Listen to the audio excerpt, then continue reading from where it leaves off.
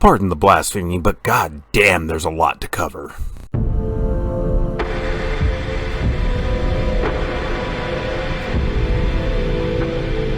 Hello everyone, and welcome back down here to the Gamer's Den with me, your host, Jordan, your master of lore and storyteller extraordinaire, talking about the first edition Pathfinder Inquisitor and their class abilities. And as I said before, there's just so much to cover, and we're not going to get through everything today. One reason is I try to keep my video length under some kind of control so it doesn't get too long. Just audience engagement and retention shows that if I'm doing a little bit shorter, I do better. The other reason is my production time is a bit limited this week with everything going on. But before we get into everything we have on offer for you today, if you're new here to the channel, go on down, hit the subscribe button, and become a regular member here at the Gamer's Den. Or if you've already listed yourself on such an incredible roster of legendary heroes, then go on down, hit that like button, and share the video far and wide. But now, let's talk about the class abilities you get.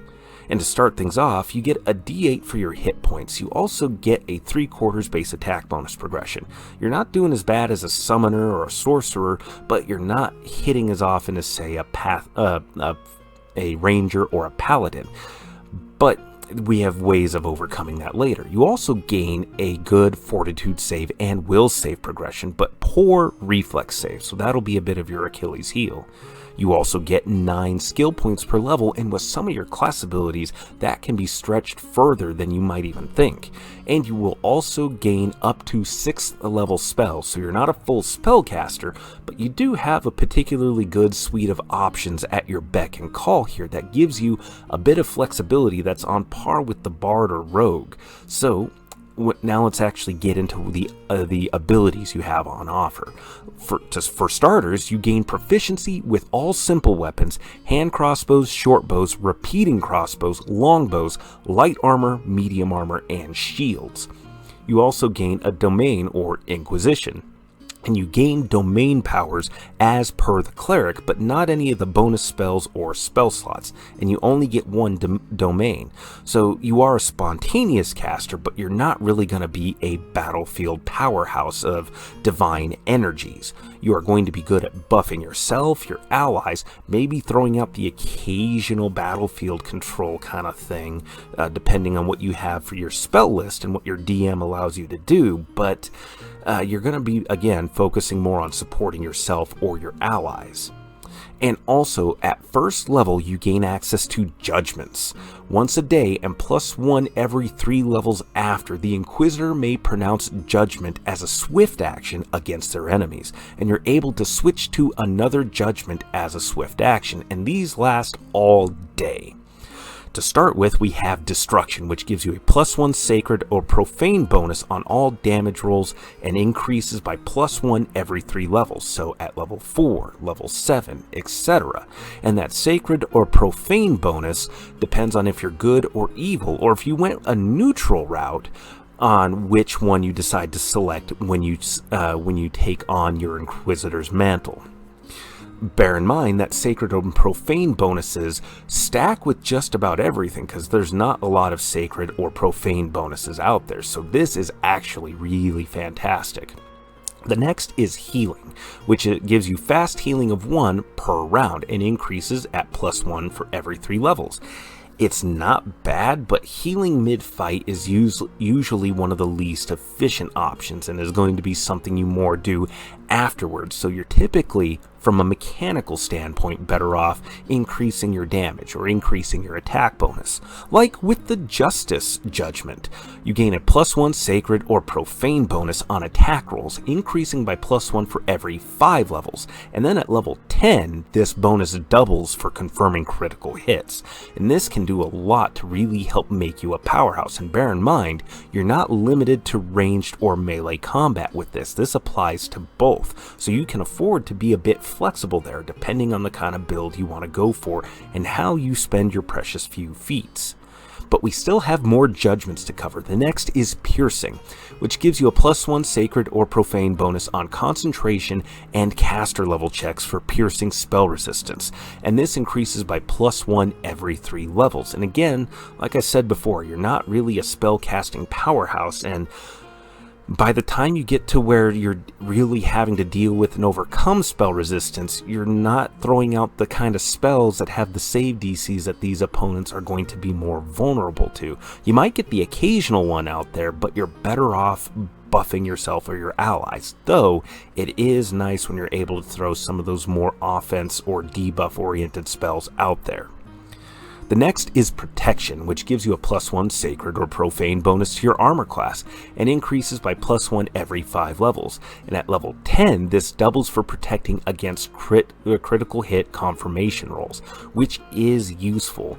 Again, you're probably better off leaning towards one of the more offensive-oriented spells, or going towards something that provides you a different kind of defense, like Purity, for example, which gives you a +1 Sacred or Profane bonus on saving throws, increases by +1 every 5 levels, and at level 10, this doubles against curses, diseases, and poisons. So the fact that this applies to all of your saving throws and stacks with other bonuses that you can give yourself, like if you're wearing a Cloak of Resistance, which gives a resistance bonus, this can make you pretty able to save regularly, even with your poorer reflex saving throws, because remember, we do have a good dexterity score going into all of this as well. Then the next judgment is okay. It's Resiliency, which is 1 damage reduction unless you're being hit with a magic weapon. This increases by +1 at every 5 levels, and at level 10, the damage reduction changes to an alignment opposite the Inquisitors, which those are typically probably going to be a lot of the kinds of opponents that you're fighting, so they probably have a way around that damage reduction. And also, the damage reduction amount's not great. It's not terrible, it's nice to have, especially at earlier levels, but not the best either. Then we come to Resistance, which gives you 2 points of energy resistance against 1 energy type: acid, cold, electricity, fire, or sonic damage, and increases by +2 every 3 levels. And the nice thing with this is that it will stack with the energy resistance spell at 2nd level, which can really help to take a lot of damage off the top for you, especially if you're stacking all your different profane or sacred bonuses to all of your saves. This can, if you're already reducing the damage from a fireball or lightning bolt by half, and then you hit with the energy resistance spell and also this resistance judgment, this will stack together nicely and potentially reduce that damage down to 0 pretty reliably. And the next judgment you gain is Smiting. The Inquisitor's weapons count as magic for bypassing damage reduction, and at level 6, they will also count as 1 alignment type. And at level 10, you get to add adamantine to the mix as well, which this can be useful, but at later levels, you might have other better means of getting around this and being able to more flexibly adjust and be able to use your other judgments a bit more regularly. But when it does come up and when it is useful, it's very useful. So it just kind of depends on the situation, and so it's situationally based, and at higher levels, there's just so many things out there that aren't really going to be incredibly affected by this, especially when it comes to the addition of the adamantine condition in the mix there.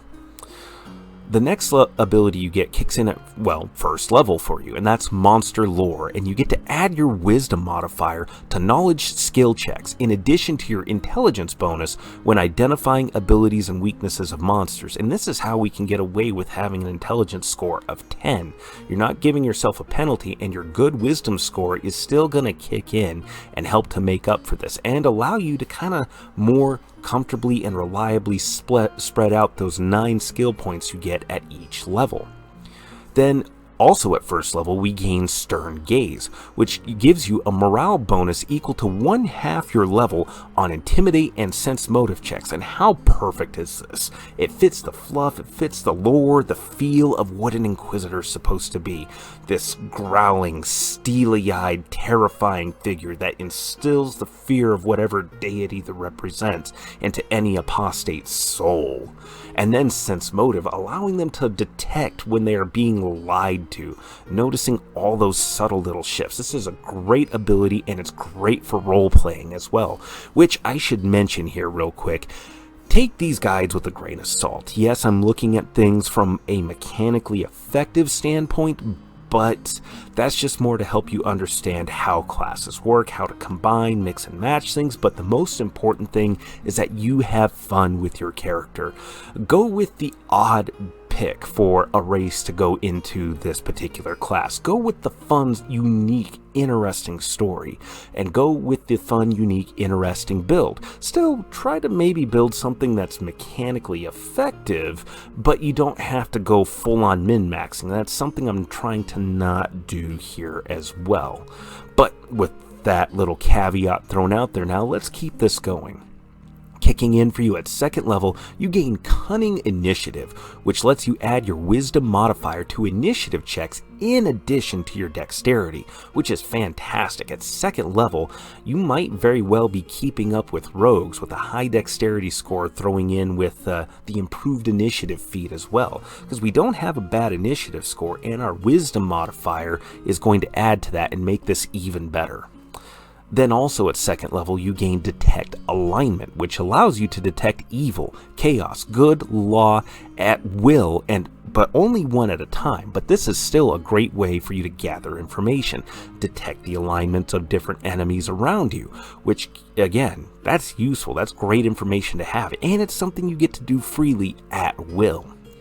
And also, kicking in at 2nd level, you gain Track, which lets you gain 1/2 of your level as a bonus to your survival checks to track opponents, which is great. And it's not specifically opponents, just to track creatures, but still, again, this fits with that steely-eyed, bloodhound-like Inquisitor who will track down the heretical enemies of their faith down to the ends of the earth.